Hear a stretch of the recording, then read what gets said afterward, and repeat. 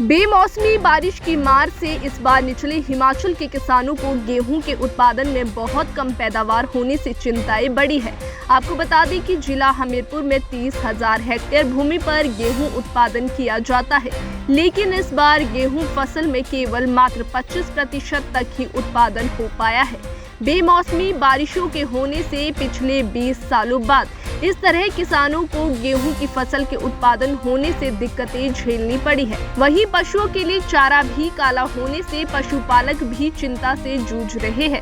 अगर कृषि विभाग के विशेषज्ञों की माने तो बारिशों की वजह से ऐसा हुआ है, लेकिन अगले सीजन से पहले किसानों को जागरूक करके इस तरह की स्थिति से निपटने के लिए काम किया जाएगा। गेहूं की पैदावार तो जी बिल्कुल ऐसे समझो हमारा सारा परिश्रम जो है धूल में मिल गया, क्योंकि बारिश सुबह काट रहे थे, शाम को बारिश हो रही थी, इसमें सभी गेहूं अंकुरित हो गई और बहुत नुकसान हुआ गेहूं का। जितना हमने इसके ऊपर खर्च किया था, ये समझो कि काम तो करना पड़ा, लेकिन हमारे काम का कोई फ़ायदा नहीं मिला। ये 25% भी है हमारी गेहूं हमारे हाथ में नहीं लगी मिली बारिश की वजह से, और जिसमें से चारा जो भूसा निकलता है वो भी काला हो गया, गेहूं का अनाज भी काला हो गया, संभालने ही नहीं मिली, मौसम इतना बदल गया।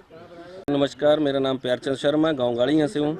यहाँ पे हमारे यहाँ जो है वो फसल का इस बार कोई खास प्रभाव नहीं पड़ा। जितना भी मतलब बारिशें थी उन्होंने सब बर्बाद कर दिया। कम से कम हर बार जो था 50% के करीब तो हमें मिल ही जाता था जितना हम करते थे।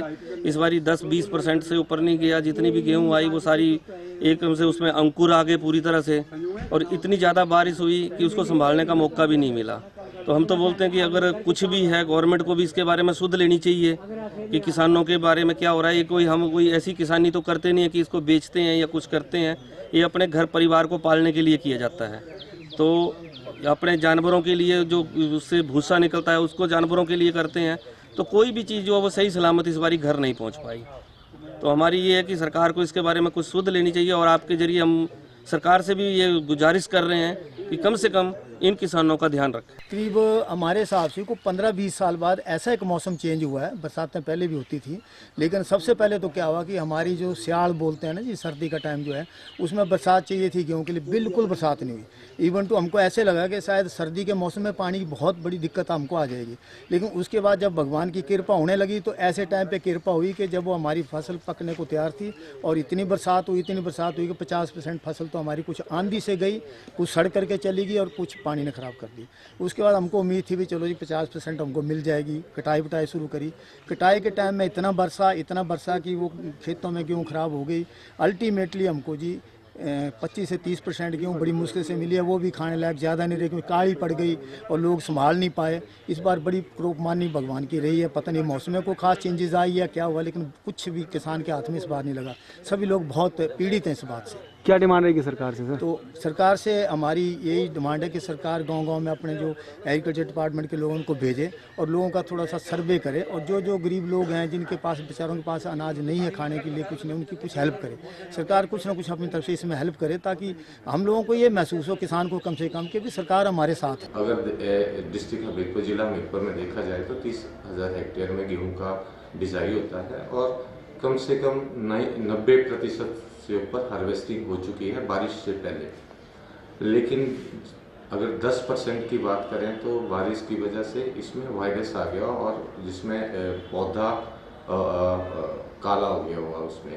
तो इस समय उसका कोई उपचार तो उपलब्ध नहीं है, लेकिन